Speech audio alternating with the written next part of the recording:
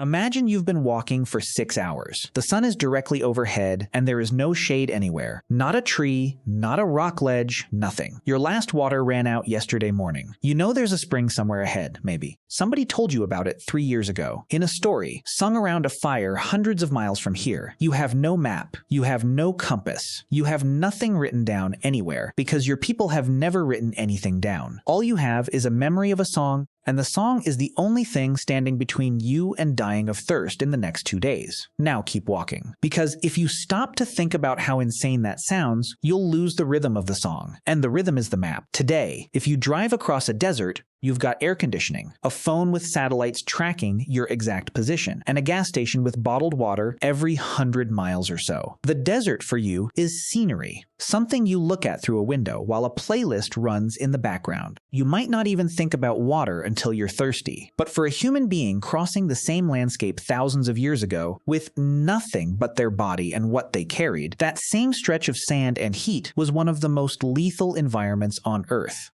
And they crossed it anyway. Not once, not by accident, over and over across hundreds of miles, using a navigation system so accurate that some of it is still being used today. Here's what that actually required. The first threat is time, and it moves faster than you think. In extreme desert heat, a person without water can go from fine to dead in as little as 24 to 48 hours. In extreme desert heat above 100 degrees Fahrenheit, an average person may only survive 24 to 48 hours without water. That's not a slow decline. That's a countdown. And the ground makes it worse. Desert sand can run 30 to 50 degrees hotter than the air above it. So on a 100-degree day, the surface you're walking on could be pushing 140 degrees, radiating heat up into your body with every step. Your sweat glands are working overtime to cool you down, and in dry desert air, that sweat evaporates almost instantly, which means you don't even feel how much fluid you're losing until it's already gone. The second threat is disorientation. Deserts don't give you landmarks. Dunes look like other dunes. Heat shimmer distorts distance. Without a fixed point to walk toward, humans naturally start veering, drifting in circles without realizing it, burning precious energy and water while making zero real progress toward anything. And the third threat is the one people don't expect. Even the water sources that do exist are compressed into a handful of locations, and everyone who lives in that landscape knows exactly where they are. That means every scarce spring, every hidden soak,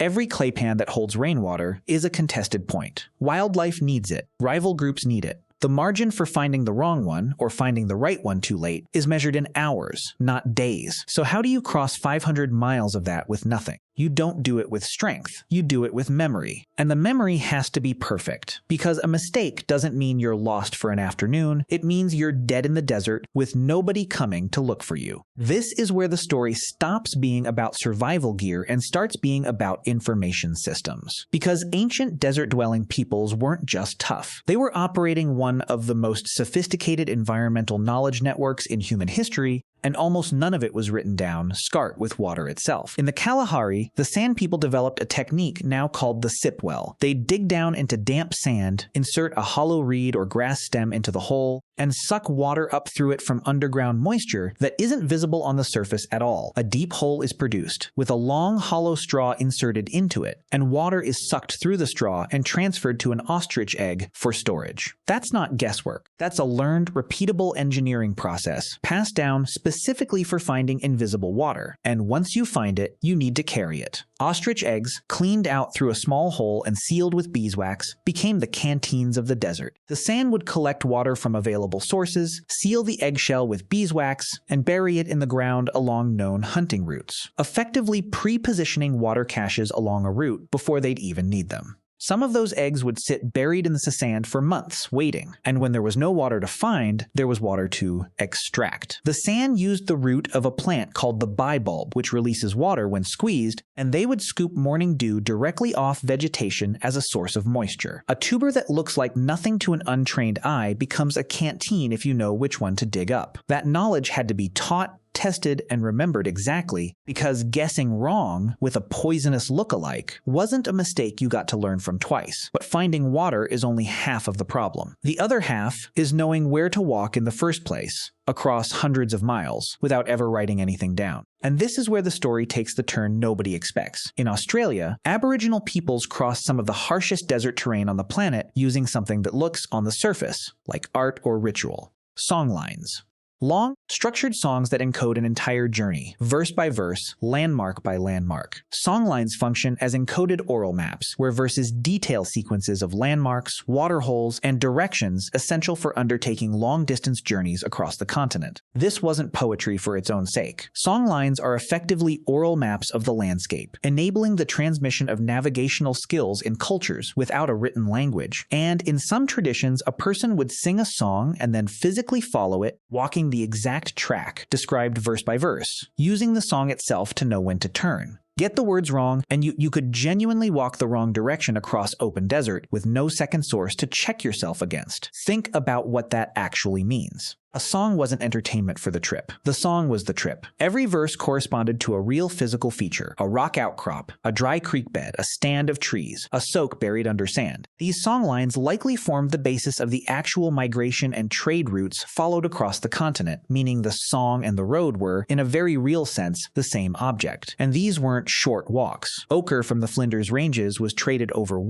500 kilometers along these routes, which means someone, or many someones, sang their way across nearly 1,000 miles of desert and arrived exactly where they meant to. And here's the detail that should stop you cold. This system was so accurate, so reliable, that some modern Australian highways were built directly along the paths of ancient songlines, because the songlines had already found the most efficient, most water-secure route across the land thousands of years earlier. Modern engineers, with survey equipment and satellite imagery, arrived at the same answer that had already been sung into memory for tens of thousands of years. Now overlay that onto the desert crossing itself. Every dangerous, featureless stretch we described earlier, the heat, the disorientation, the invisible water, gets solved by one thing: a rehearsed, memorized sequence passed from an elder's mouth into a child's memory, tested and corrected generation after generation until the smallest error had been worn out of it. This wasn't a map you could lose. You couldn't drop it in the sand or have it blow away in a windstorm. It lived inside every person who had learned it, which meant as long as one person in the group remembered the song, the entire group could survive the crossing. So the tribe crossing 500 miles of desert wasn't relying on luck, or toughness, or blind endurance. They were executing a plan. Walk to this landmark. Sing the next verse. That verse tells you the water is buried near the twisted tree, not the straight one.